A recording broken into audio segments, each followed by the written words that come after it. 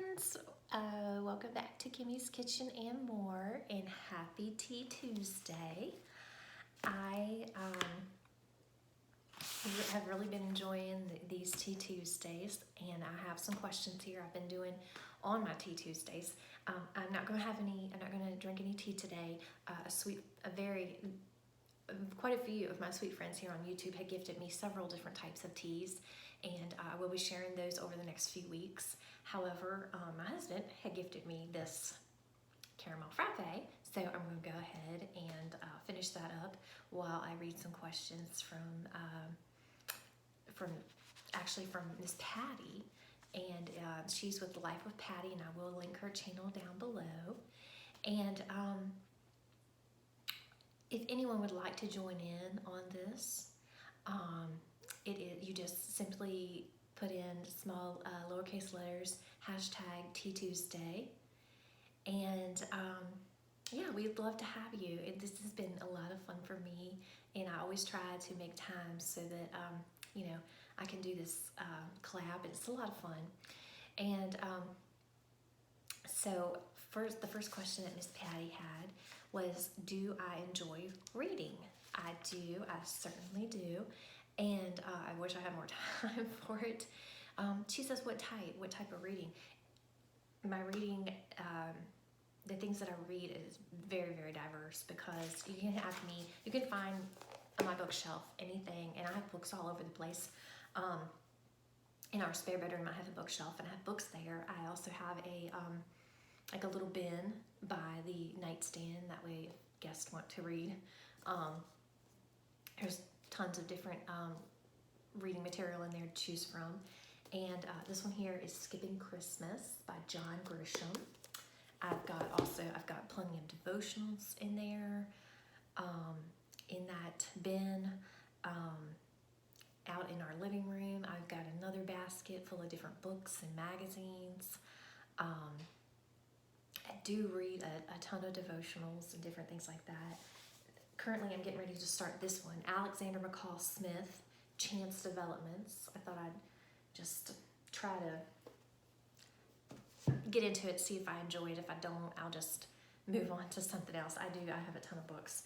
I have finished this one. This one's The Glass Castle by Jeanette Walls. And this is the #1 New York Times bestseller. It's a memoir about Jeanette Walls, and she's from West Virginia. So of course that caught my attention. And one of my friends from Bible study had actually told me about this book, and I ordered it on Amazon, and I absolutely loved it, couldn't put it down, and then realized that they made a movie out of it. And so I watched the movie. So for those of you who like to read about, I love to read about real life things, like people's stories and their backgrounds and where they come from. And like I said, it intrigued me, being from West Virginia. Not the part that she's from, but just the fact that she was from West Virginia, that intrigued me. So I said, I'm going to find that book and read about her and her story. And it's really, really good. So I do recommend this one. But like I said, in there, in those bins and those baskets on the bookshelves, you will see anything from Bibles to devotionals to, you'll see, like I said, John Grisham, all different types of authors. There's Daniel Steele. Just a little bit of everything. And I love Nicholas Sparks, and of course he's from here in North Carolina. And I read this one and I watched the movie, and I love it when they turn books and make it into the movies. And I know a lot of people don't, because a lot of times they don't. It's so different from the book, and they're so off. This one I can say was, pretty much right on the money, was from book to movie. This one, not as much. And this is The Best of Me, and gosh, it was so, so, so good. And this one is probably my most favorite. It's Tuesdays with Maury. This is such a great book. It's by Mitch Albom. It says, an old man, a young man, and life's greatest lesson. I'll just read you a quick little insert. Maybe it was a grandparent or a teacher or a colleague, someone older, patient, and wise, who understood you when you were young and searching. helped you see the world as a more profound place, gave you sound advice to help you make your way through it. For Mitch Albom, that person was Maury Schwartz, his college professor from nearly 20 years ago. Maybe like Mitch, you lost track of this mentor as you made your way, and the insights faded and the world seemed colder. Isn't that the truth? Gosh, the world can really jade you if you just don't stay focused on God's peace. I'm telling you, the world can make you hard and cold and bitter. That's why you just have to stay focused and stay in the Word, because no one wants to be that way. It says, wouldn't you like to see that person again? Ask the bigger questions that still haunt you. Receive wisdom for your busy life today the way you once did when you were younger. Mitch Albom had that second chance. He rediscovered Maury in the last months of the older man's life. Knowing he was dying, Maury visited with Mitch in his study every Tuesday, just as they had talked back in college. I don't want to give any more of the book away. Oh my goodness, it's so good though. Tuesdays with Maury. If you read it, please let me know what you think. So good. Did I show you that? I don't think I showed you guys this one. I don't think. This is one that my father-in-law had recently given me. He's given me several books that were my mother-in-law's, and she loved devotionals too, and she would give me a lot of her books. And this is called Stories for a Cheerful Heart. And it just throughout it just has different stories of chance meetings and things like that of people. Very good. I just wish I had more time to read. This one is a memoir by A.E. Hotchner. This is Hemingway in Love, his own story. This one I think I found at the Dollar Tree, as well as this one. And I always think it's neat when they put pictures. There's a bookmark that my husband had gotten me from an art show we had went to, and it says Endless Moments. So I just love that bookmark. I thought it was so pretty. And y'all know I love art. So when we had went to that art night in the city, I seen that, so he got it for me. But yeah, they put some pictures in here, some old pictures. Aren't those cool? And then let's see. She had a couple other questions. Let me show you this other book, and then I'll get moving. This one is Girls with Swords: How to Carry Your Cross Like a Hero. And this is another one that my father-in-law had given me. That was my mother-in-law's book. It says, if there ever was a time for women to be armed, it's now. Worldwide, women are the targets of prejudice, sex trafficking, abuse, and even gendercide.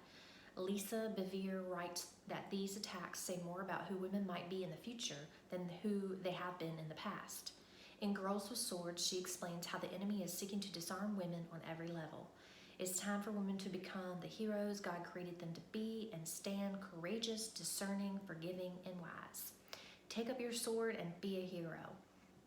Girls with Swords is prophetic, biblical, instructive, insightful, and challenging. There is no sweet girl pep talk. This is powerful stuff for both women and men. Lisa Bevere is one of God's most powerful voices for this time in history. And then it just tells about where she's from and all that sort of stuff. So, yeah, if you're into these sort of books or these, or like I said, these, or even love stories, memoirs, and if you enjoy John Grisham. So yeah, very diverse in my reading. You don't know what you will find in my library of books. So thank you for that question, Patty. And the next one, she says, do I play games on my iPad or phone? I don't. I don't know if it's because I can't, well, I don't know. I don't think it pulls me in. I'm old school. I'd rather like playing board game or card game. Both my kids love the games, and I know many people my age, a lot of my friends will play games on their phone or their Kindles or their iPads. I've just never really been one that's gotten into it. And probably because if I did, I would spend so much time.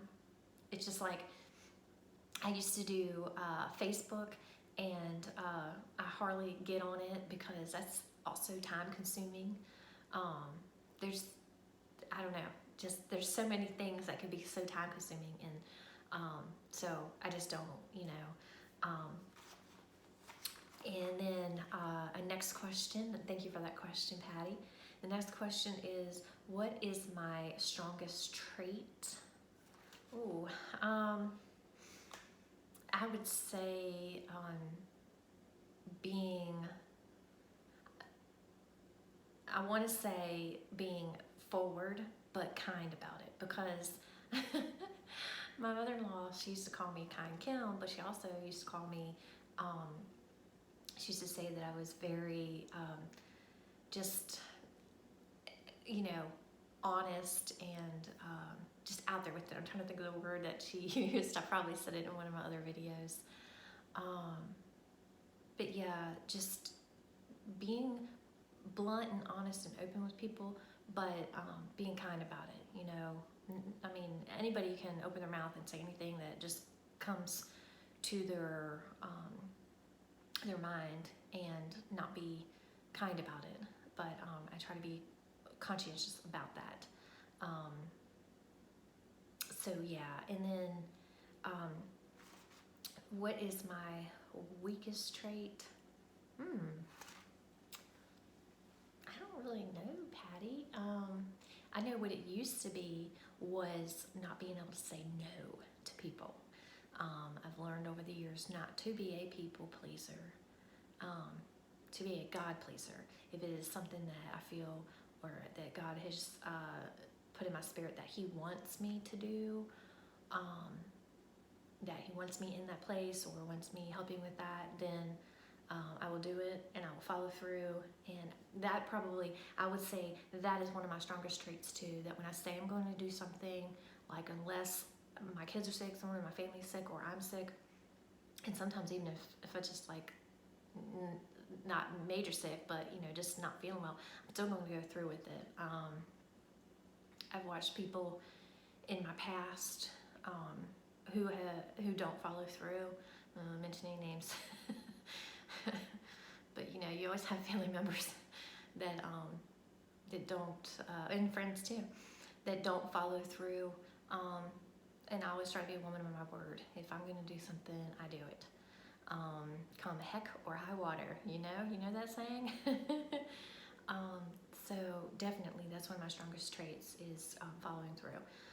And one of my weakest traits used to be being too much of a people pleaser, where if someone asked me to do it, I just automatically did it, you know what I mean? But I've learned that that it doesn't, that's not necessarily something that God wants of me, or that where He needs me to be. Learning to say, I'll get back with you, or I'll let you know, or just straight out no at the time. Like, I know if it's something that, I'm not going to do, not going to help with, not going to want to be a part of. But yeah, I would say those are my strongest and weakest traits. I mean, currently I don't feel like I really have any weak traits. Because I think when you get to that certain point in your life where, you know within yourself who you are, that you don't just do it for someone because they've asked you, Prime example, I used to always volunteer for some things in my past that I was just a yes girl, sure, I'll do it, because I always felt like, oh, that's what God wanted me to do. He wants me to always, but He doesn't always, because sometimes there's other people that He wants, and if you're always saying yes, that doesn't really give them the opportunity to say yes and to do it and to experience it. So yeah, there is that, and a lot of people maybe haven't learned that yet, and maybe just listen to me. Maybe that's some good advice that I could give you. That don't always say yes, because you actually might be standing in the way of someone else that they need to experience that. They need to volunteer for that. They need to do that. And if you're always that same person doing it, it doesn't really give them the opportunity to walk in that path and do those things. So yeah, so thank you, Patty, for those questions. They were great questions. And I hope this video was a blessing to you all. I hope y'all have a wonderful day. And sorry if I made it a little longer than normal. But happy Tea Tuesday. And until next Tea Tuesday, bye y'all. Have a great day.